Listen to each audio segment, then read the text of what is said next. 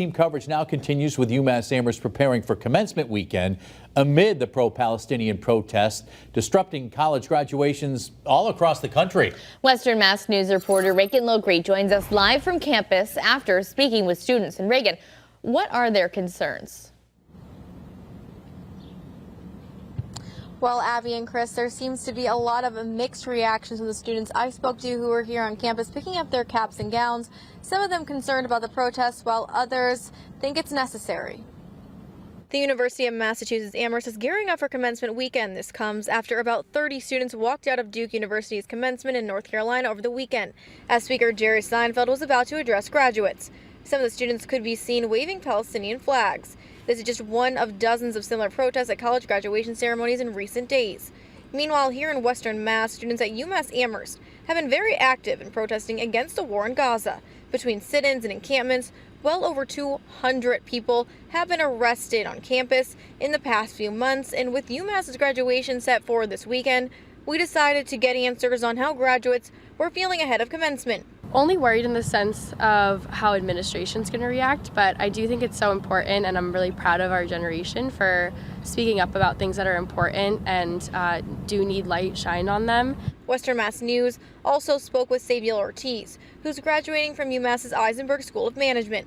Ortiz tells us his family is feeling proud and excited ahead of this weekend, especially since the COVID pandemic stole his high school graduation experience. Now having this will be absolutely amazing to share with families and friends as well. However, Ortiz shares that there are some concerns brewing on campus over the potential of a commencement interruption. There are concerns about it. I heard my family speaking about it, but I'm not totally concerned. I don't think it will happen here at UMass. But if it does, I really hope it doesn't, and it doesn't affect our graduation since it's so special. Meanwhile, we also spoke with Kala Garrido, who is also graduating this weekend. Garrido was one of the protesters arrested back in October during a sit-in, with students calling on the university to cut ties with war profiteers. She tells Western Mass News when you put everything that's happening overseas into perspective, she feels standing up for the rights of Palestinians is more important than a smooth graduation ceremony. Whether or not commencement is interrupted, we're all going to get our diplomas, we're going to get our degrees, and that is not something that is afforded to the thousands upon thousands of students who've had their universities destroyed in Gaza. Garrido adds that she fully expects there will be some sort of interruption during the undergrad commencement on Saturday. This comes after 132 people were arrested during an encampment on campus protesting the war in Gaza, leading the commencement speaker, author Colson Whitehead, to drop out due to what he calls the shameful act of calling police on peaceful protesters. I'm a little bummed. I mean, you know, seeing speakers coming out of the commencement speech shows that they're really upset with the university and with us. So, you know, we hope that it could get better in the future. UMass-Amherst provided us with a statement that reads, "We respect Mr. Whitehead's position and regret that he will not be addressing the class of 2024.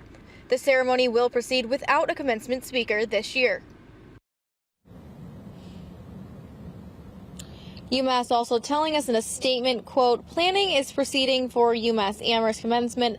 As with all major events, plans are developed to welcome and host our guests. UMass-Amherst firmly stands by the rights of individuals to exercise their right to free speech in a fashion that does not conflict with the rights of others in attendance to take part in the program."